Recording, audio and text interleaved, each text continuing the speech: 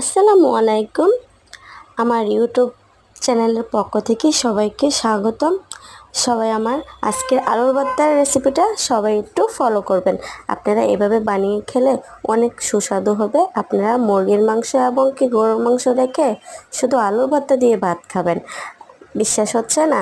তাহলে আমার রেসিপিটা ফলো করে আপনারাও এভাবে ট্রাই করবেন।